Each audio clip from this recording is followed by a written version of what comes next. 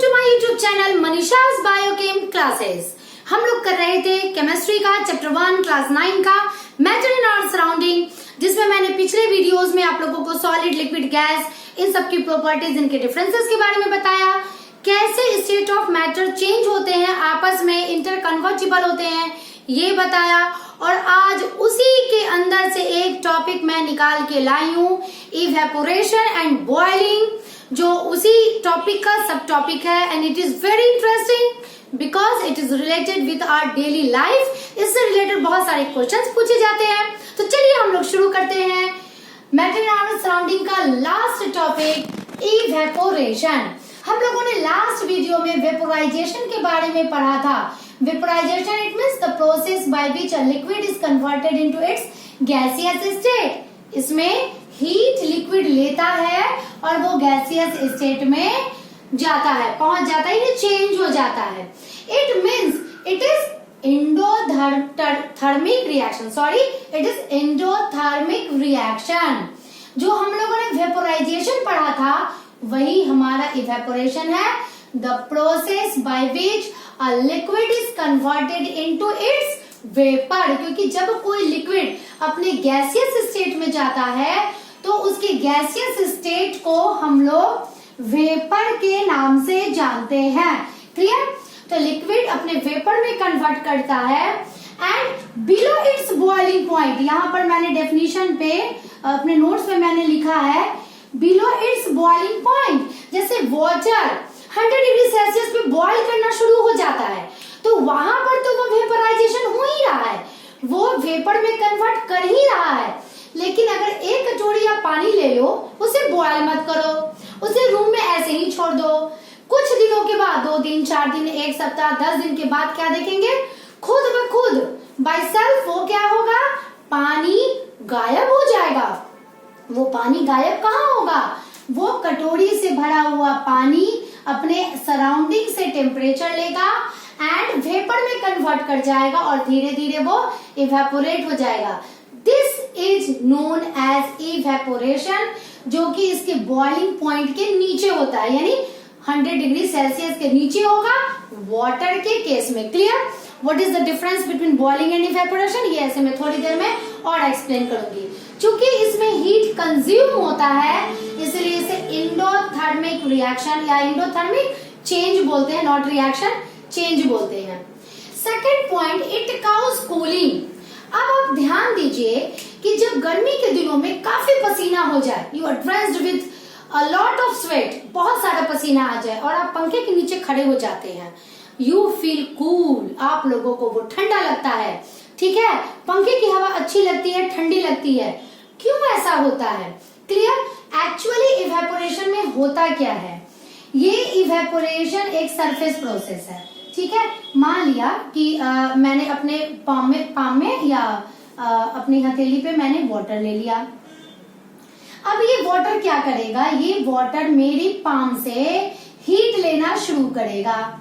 Heat लिया और इस हीट को लेकर के ये वेपर में कन्वर्ट करेगा। इट मीन्स कि ये अपने सरफेस, कॉन्टैक्ट सरफेस से, जिस सरफेस से उस लिक्विड ने कॉन्टैक्ट बना रखा है, उससे वो हीट लेता है और वेपर में कन्वर्ट करता है। तो मेरे पाम से अगर हीट ले लिया जाए तो ये ठंडा होगा ना, बिल्कुल उसी प्रकार से अगर पसीना है हमारी बॉडी पे, क्लियर, और ये पसीना क्या करता है, हमारे हाथ से या हमारी पूरी बॉडी से हीट लेकर के इवेपोरेट करना शुरू करता है। क्लियर? जिसके कारण हमारा ये जो सरफेस है वो ठंडा हो जाता है। इसी वजह से हम लोग कहते हैं इवेपोरेशन काउज कूलिंग। इवेपोरेशन जब भी होगा तो वो उसके कॉन्टैक्ट सरफेस को ठंडा करेगा ही करेगा। Third topic, factor affecting rate of evaporation. कुछ ऐसे फैक्टर हैं जिसपे इवेपोरेशन का स्पीड डिपेंड करता है। जैसे number 1, temperature. It is very important, आप समझिएगा, क्योंकि ये 10th क्लास में भी आप लोगों के लिए यूजफुल होगा, बायो में भी एंड केमिस्ट्री में भी। तो टेम्परेचर, अगर टेम्परेचर को इंक्रीज कर दिया जाए, बढ़ा दिया जाए, तो क्या होगा, लास्ट वीडियो में मैंने दिखाया था, टेम्परेचर बढ़ेगा तो ये क्या होगा, ज्यादा तेजी से हीट को एब्जॉर्ब करेगा और इवेपोरेट करेगा। It means when there is increase in temperature, increase in rate of evaporation. Second one is surface area. Surface area जितनी बढ़ेगी, because it is a surface process, तो मान लिया कि मैंने यहाँ पर एक कप में चाय रखा है और दूसरा मैंने एक सॉसर लिया, उसी चाय और उतने ही क्वांटिटी का चाय मैंने इस सॉसर में ले लिया। क्लियर? अब इसका जो एयर से कांटेक्ट सरफेस एरिया है वो कितना है? इतना छोटा है। इट मीन्स कि ये इवेपोरेट, ये सरफेस पे जो चाय के मॉलिक्यूल्स, जो टी के इसके मॉलिक्यूल्स हैं, वो इवेपोरेट होंगे because it is a surface process ना। तो इसके तो इतना ही सरफेस एरिया मिला, बट ये सॉसर में जो मैंने टी लिया है इसका सरफेस एरिया देखिए इतना बड़ा हो गया। तो इस सरफेस पे जो पार्टिकल्स हैं टी के वो जल्दी जल्दी इवेपोरेट होंगे। तो ये भी क्वेश्चंस पूछे जाते हैं कि हमने एक कप में टी लिया है और एक सॉसर में टी लिया है, एक प्लेट में टी लिया है, तो चाय लिया है, तो उसे जल्दी से पीना अगर आप हो तो क्या करते हो? आप लोग प्लेट में चाय को डाल लेते हो, तो वो जल्दी ठंडा हो जाता है। क्यों? Because more surface area increase the rate of evaporation. तो सॉसर में सरफेस एरिया बढ़ जाता है जिसकी वजह से रेट ऑफ इवेपोरेशन बढ़ जाता है और चाय जल्दी ठंडा हो जाता है। क्लियर? तो ये किस तरह से देखिए हमारे डेली लाइफ से ये रिलेटेड हो रहा है। पॉइंट नंबर सी, जो हमारा विंड स्पीड है, हवा बहुत तेज बह रही है। अब आप एक प्रश्न का जवाब दीजिए। मान लीजिए कि हवा ना चले, हवा ना बहे, नॉट चले, हवा ना बहे और वहां पे हम लोग अपने कपड़े को पसार दें और अगर हवा बह रही हो उस जगह पे अपने गीले कपड़े को डाल दिया जाए तो तेजी से कपड़ा कहाँ सूखेगा? जहां हवा बह रही होती है। इट मीन्स कि होता क्या है, मान लिया कि इस सरफेस के पार्टिकल्स को इवेपोरेट होना है, ये इवेपोरेट हुआ, इसका जो वेपर वाला पार्टिकल्स है वो देखिए यहाँ आया, विंड ब्लो हुआ और इन दोनों को उड़ाते हुए ले गया। फिर यहाँ पे एम्प्टी स्पेस आ गए, यहाँ पे वाटर वेपर या जो भी जिसमें लिक्विड का वेपर वो कम हो गया। देन ये जल्दी से क्या हुआ कि यहाँ पर फिर से वेपोराइज हो गया। It means wind speed, increase in wind speed also increase the rate of evaporation. तो विंड स्पीड बढ़ता है, रेट ऑफ इवेपोरेशन हमारा बढ़ जाता है। क्लियर? टेम्परेचर बढ़ाने से, सरफेस एरिया बढ़ाने से, विंड स्पीड बढ़ाने से हमारा रेट ऑफ इवेपोरेशन बढ़ जाता है। अब बारी आई ह्यूमिडिटी की। मैंने यहाँ पर क्या बताया कि विंड स्पीड के कारण जब ये वाटर या जो भी लिक्विड है उसके वेपर चले गए, यहाँ पे एम्प्टी स्पेस आ गया तो इवेपोरेशन बढ़ गया। इट मीन्स ह्यूमिडिटी अगर रहे तो रेट ऑफ इवेपोरेशन डिक्रीज हो जाता है। देखिए मैंने उल्टा बना दिया। It means rate of evaporation decrease हो जाता है। इसका सबसे अच्छा एग्जांपल है गर्मी के दिनों में कपड़ा जल्दी सूख जाता है, गीला कपड़ा, बट बारिश के दिनों में गीला कपड़ा जल्दी नहीं सूखता है क्योंकि उस कपड़े से जो पानी इवेपोरेट हमारा हो रहा है इसका रेट कम हो जाता है क्योंकि एटमॉस्फेयर में बहुत ज्यादा ह्यूमिडिटी हो जाती है और उसके कारण रेट ऑफ इवेपोरेशन हमारा कम हो जाता है। The fifth factor is nature of liquid. ये लिक्विड पर भी डिपेंड करता है। जैसे मान लिया कि एक सॉसर में सेम हमारा क्वांटिटी वाला सॉसर है, एक में मैंने लिया वाटर और दूसरे में मैंने लिया अल्कोहल, तो जिसका बॉइलिंग पॉइंट कम होता है वो क्या होता है, जल्दी इवेपोरेट हो जाता है, यानी अल्कोहल जल्दी से इवेपोरेट हो जाएगा विद रिस्पेक्ट टू वाटर। तो इस तरह से लिक्विड के नेचर पर भी ये डिपेंड करता है। अब मैंने यहाँ पे 3 क्वेश्चंस लिखा है, ये तीनों एनसीईआरटी के क्वेश्चंस हैं और देखिए किस तरह से ये हम लोगों की डेली लाइफ से रिलेटेड भी है और ये इवेपोरेशन से भी रिलेटेड है। Why do we wear cotton clothes during summer? गर्मी के दिनों में हम लोग कॉटन कपड़ा पहनते हैं। अब बहुत लोग अगर नहीं भी पहनते हैं तो we should wear cotton clothes. तो हम लोगों को कॉटन क्लॉथ्स ही पहनना चाहिए। क्यों पहनना चाहिए? क्योंकि cotton is the good absorber of sweat. अगर हम लोग नायलॉन का कपड़ा पहनते हैं तो वो नायलॉन का कपड़ा हमारे बॉडी के पसीने को एब्जॉर्ब नहीं कर पाता है, बट कॉटन क्लॉथ्स ये गुड एब्जॉर्बर होता है। वो क्या करता है, हमारी बॉडी से जो पसीना निकला, लेट अस सपोज मैं एक रफ डायग्राम बना रही हूँ। क्लियर? बॉडी से जो पसीना निकला इसने क्या किया कि सारे पसीने को एब्जॉर्ब कर लिया। क्लियर? तो ये पसीना हमारा कहाँ चला आया? इस सरफेस पे, आउटर सरफेस पे। जब ये सरफेस पे आया तो क्या होगा? ये इवेपोरेट होगा एंड इवेपोरेशन काउज कूलिंग। और इस वजह से गर्मी के दिनों में कॉटन क्लॉथ्स पहनने से हम लोगों को ठंडा का एहसास होता है। That's why we should wear cotton cloths during summer season. Now, question number 2. Why desert cooler cools better on a hot and dry day? आपके घर में अगर कूलर है, क्लियर, जिसमें हम लोग पानी डाल के रूम को ठंडा करते हैं, कूलर है, आप उस कूलर का इस्तेमाल वैसे सीजन में कीजिए जब लू चल रही होती है, ठीक है, और उसी कूलर का इस्तेमाल आप मॉनसून सीजन में कीजिए। तो हम लोग क्या देखते हैं कि ड्राई, जब वैसा समर सीजन जब हॉट एंड ड्राई डे होता है, वो कूलर की हवा ज्यादा ठंडी होती है, यानी उस कूलर में मौजूद पानी ज्यादा ठंडा होता है। परंतु बारिश के दिनों में उसी कूलर से आने वाली हवा हमें उतनी ठंडी नहीं मिलती है। क्यों? क्योंकि हॉट डे में यानी टेम्परेचर बढ़ गया, रेट ऑफ इवेपोरेशन बढ़ गया, ड्राई डे हो गया यानी ह्यूमिडिटी कम हो गई, रेट ऑफ इवेपोरेशन हमारा बढ़ गया।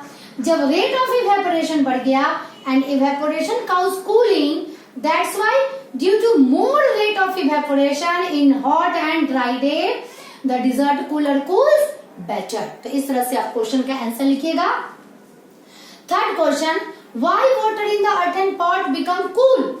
घड़े यानी मटके में रखा हुआ पानी, मिट्टी के मटके में रखा हुआ पानी क्यों ठंडा हो जाता है? हम लोग आजकल ऐसे फ्रिज का इस्तेमाल करते हैं, बहुत सारे घरों में अभी भी अर्थन पॉट का इस्तेमाल किया जाता है। होता क्या है कि मटके के अंदर जो हम लोगों ने पानी रखा, तो मटके यानी मटका इट मींस अर्थन पॉट, मिट्टी से बना हुआ घड़ा, उस पे सरफेस पे पोर्स मौजूद रहते हैं। तो ये जो पानी है वो सीपेज के कारण इस सरफेस पर आ गया। देखिए मैं डॉट डॉट जो बना रही हूँ ना, ये वाटर मॉलिक्यूल वो है जो कि सीप करके यानी रिस करके बाहर मटके के ऊपर आ गए। अब ये क्या होता है, it start to evaporate because evaporation is surface process. ये इवेपोरेट करना शुरू कर गया। तो ये जब इवेपोरेट करना शुरू करेगा तो हीट कहाँ से लेगा? ये हीट लेगा इंटरनल वाटर से, और इंटरनल वाटर से ये हीट लेके इवेपोरेट करेगा। और इस वजह से जब इस पानी से हीट ले लिया गया तो ये पानी ठंडा हो गया।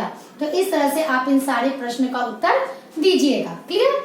नाउ एक टॉपिक है बॉइलिंग। देखिए इवेपोरेशन में भी लिक्विड वेपर में कन्वर्ट करता है और बॉइलिंग में भी लिक्विड वेपर में कन्वर्ट करता है।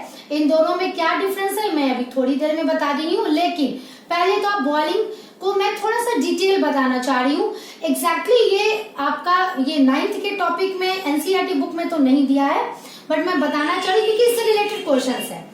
एक्चुअली बॉइलिंग क्या है? The process by which at a fixed temperature a liquid start to convert into vapour. एक फिक्स टेम्परेचर पर जब लिक्विड वेपराइज होने लगता है उसे ही हम लोग बॉइलिंग कहते हैं।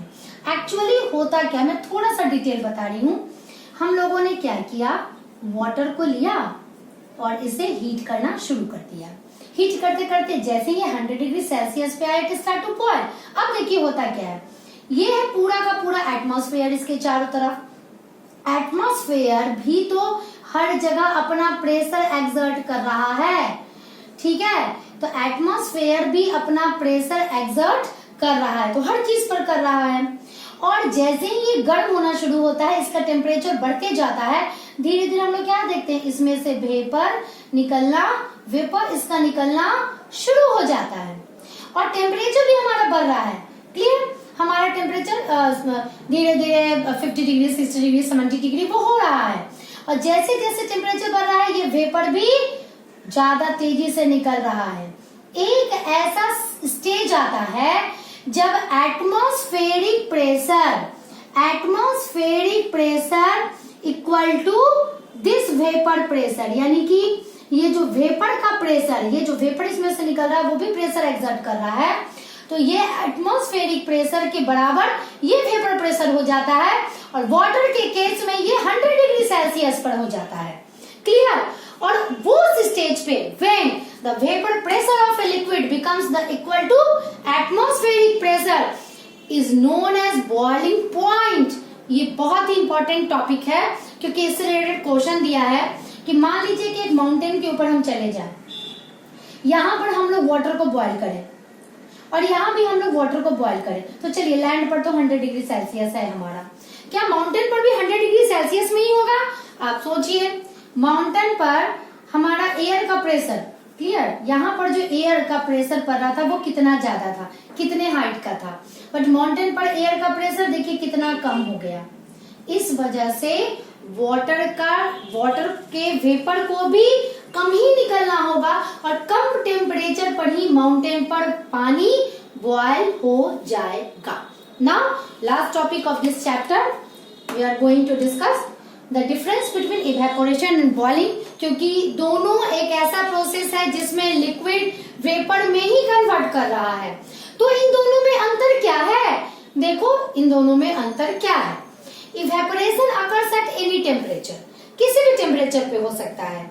ये हमारे रूम का टेम्परेचर अप्रोक्सीमेटली मान लिया 30, 31, 32 डिग्री, 36 डिग्री सेल्सियस है, तो इस पर भी ये इवेपोरेशन हो सकता है। 70 डिग्री सेल्सियस पर भी हो सकता है। क्लियर? तो इवेपोरेशन किसी भी टेम्परेचर पे हो सकता है, बट बॉइलिंग हमेशा हमारा फिक्स टेम्परेचर पे होता है। जैसे वाटर बॉयल करेगा 100 डिग्री सेल्सियस पर ही, अल्कोहल बॉयल करेगा 78 डिग्री सेल्सियस पर ही, उसके नीचे वो बॉयल करेगा ही नहीं। Second, it is a slow and silent process. एक कटोरी में पानी रखो, इसे टेबल पे यूं ही छोड़ दो, कभी ऐसा लगता है कि इसमें से कुछ उबाल आ रहा है, कुछ ऊपर नीचे उथल पुथल हो रही है? नहीं, हम लोगों को ये बिल्कुल ही शांत दिखता है। तो इससे that's why it is slow, और ये क्विक होता भी नहीं है, 2 दिन 3 दिन 4 दिन 10 दिन इसमें टाइम लग जाते हैं। That's why it is slow and silent process. But एक कटोरी में पानी लेकर के जाओ, ये एक्सपेरिमेंट आप लोग कर सकते हैं। आप लोग उसे बॉयल कीजिए, बॉयल करने पे क्या देखते हो? बबल्स निकलने लगते हैं नीचे से ऊपर, ऊपर से नीचे, और वो पूरा नीचे से ऊपर इस तरह का उसका मूवमेंट होने लगता है वाटर का, और ये काफी फास्ट होता है। जो लिक्विड वाटर हमारा वेपर में 10 दिनों में कन्वर्ट हो रहा था इस कटोरे में, सेम कटोरे का पानी कुछ मिनटों में ही वेपोराइज होके खत्म हो जाता है। क्लियर? तो that's why it is fast and violent process. Now third one is surface process. ये सरफेस प्रोसेस है। सरफेस प्रोसेस मीन्स कि अगर इसका जो सरफेस पर जो वाटर का मॉलिक्यूल है वो इवेपोरेट होता है, वो अंदर वाले पानी से टेम्परेचर ले लेता है और इवेपोरेट होता है, उसके बाद फिर नीचे वाले मॉलिक्यूल की बारी आती है वेपर में कन्वर्ट करने के लिए।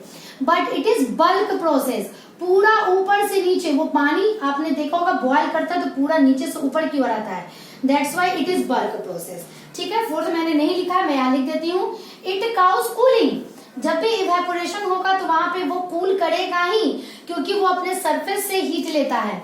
But it doesn't cause cooling, जो बॉइलिंग है उससे कभी भी कुछ ठंडा होगा नहीं, इसलिए अगर आप बॉइलिंग वाटर में हाथ डाल दो तो आपके हाथ जल जाते हैं। क्लियर? तो इस तरह से इस चैप्टर के सारे टॉपिक्स को हमने डिस्कस कर लिया है। तो आज का ये चैप्टर हमारा यही खत्म होता है। मैंने अपने इस चैप्टर का जो वीडियो का पार्ट 2 है उसमें मैंने इसका नोट्स डाल रखा है, और एंड आई थिंक आप लोगों को समझ में आ गया होगा। अगर नहीं समझ में आए तो आप हमारे कमेंट सेक्शन में आप कमेंट कीजिए। अगर कोई डाउट हो या कुछ भी आप लोगों को कोई क्वेश्चन, कोई क्वेरीज हो तो आप लिख सकते हैं। तो नेक्स्ट वीडियो में नेक्स्ट टॉपिक के साथ मिलती हूँ। Till then bye.